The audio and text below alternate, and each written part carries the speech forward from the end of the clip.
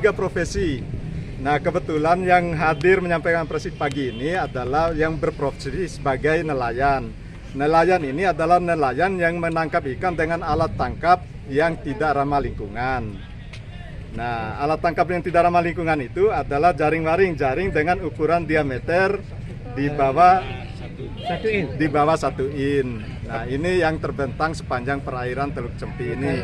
Inilah yang sering selama ini kami sosialisasikan, kami fasilitasi supaya mereka mengganti alat tangkapnya yang lain. Kalau tidak mampu diganti secara swadaya, kemarin sudah kita sepakati dengan para nelayan ini, ganti kami yang fasilitasi menggantinya. Dan sebagian besar sudah kita fasilitasi ya, sudah kita ganti dengan alat tangkap yang ramah lingkungan sesuai dengan permintaan dan kesepakatan para nelayan ini dengan kami dulunya. Pak Kades, izin, jadi Maduro pahami, jadi apakah pengguna jaring waring ini sekian banyak dari masyarakat yang beroperasi di Teluk Cempi ini, apakah sudah semuanya sudah digantikan alat penangkap ikannya? Ada yang sedang proses. Ada yang kemarin karena terhalang Pilkades, peralatan penggantinya sudah kami siapkan karena momen Pilkades belum sempat. Ini rencananya di minggu ini ya, yang nelayan Nova ya, nelayan Nova sudah ada alat penggantinya. Kalau yang nelayan lain sebagian besar sudah kita ganti. Sedikit Pak Kades, ini kan ada indikasi dalam penegakan hukum. Karena ada beberapa jaring yang sama, itu yang membuat Mosi tidak percayanya terhadap pemerintah ini.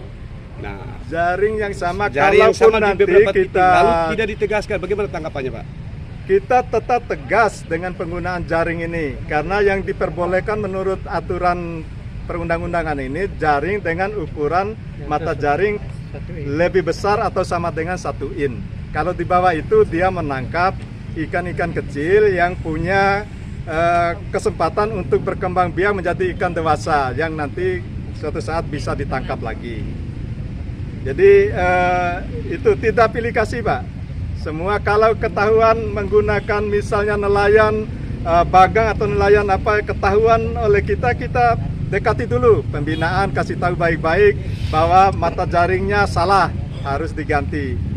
Nah, ini yang tindakan terakhir, kalaupun memang tidak bisa difasilitasi, tidak bisa dengan cara yang baik-baik, ya coba pendekatan penertiban skala terbatas.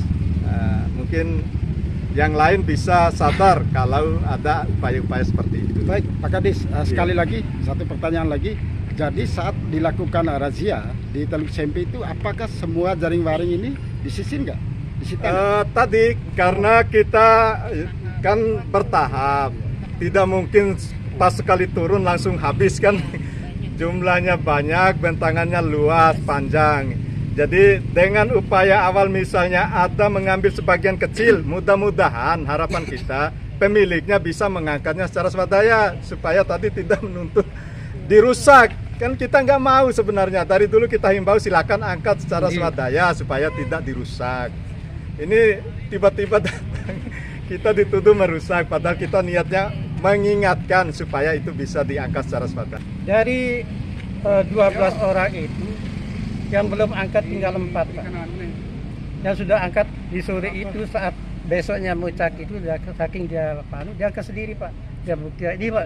Yang diamankan berapa? Nah, saya amankan kemarin, kebetulan dari kelompok itu ada 4 orang yang datang. Kita tanya, mana punya Bapak? Ini Pak. Saya mohon Pak, saya angkat 2 hari. Tapi sekarang gini, karena kami lagi patroli pengawasan, kami harus punya BD. Jumlah jaring berapa? Jaring yang kita, 1 orang itu yang orang Bawi itu. Hanya 1 aja Pak? 1 orang itu. Dengan 1 orang yang miliki itu panjangnya sekitar 800 meter itu. 800-an karena bentangnya. Padahal jaring itu sudah diamankan di sini ada, Pak? ada, Oh, iya. ada juga kita amankan. Tidak semua, potongan kecil supaya mereka sebagai bukti bisa mengangkat secara swadaya. karena itu tidak bisa, tidak bisa kita angkat sendiri Pak. Itu Katanya bisa dipakai untuk menurut mengutip pembicaraan nelayan tadi, itu kan dirusak katanya. bukan dirusak, Pak. Memang kita potong. Oleh dinas Kami yang patroli memang ya. Bukan dirusak, kita memang ambil gitu cara kita ngambil seperti ini. Bukan disobek Pak?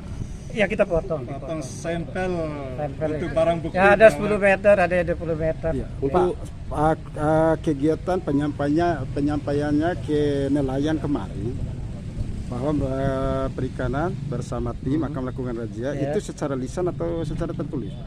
Kalau namanya patroli itu kan kita secara lisan aja tertulis. Karena kita panggil juga kelompoknya ke sini. Oh. Ada 3 yang hadir ke sini. Oh, hadir di Hadir di perikanan. kantor. Ada dokumennya. Langkah selanjutnya terkait dengan persoalan ini Pak, seperti apa? Ya kalau kita memang menurut secara aturan, karena pendekatan kita sudah secara tertulis, secara persuasif, sesuai dengan tupoksi kami di KPU Kabupaten sebagai dinas pembina. Setelah itu APH yang akan Sudah ke melaksanakan. giring ke secara hukum gitu. Iya akan tergiring ke Belum, hukum. kita masih Tapi sekarang belum, kita proses masih pembinaan. pembinaan terus. Kami tidak henti-henti untuk pembinaan. Dampak dari pukat itu seperti apa Pak?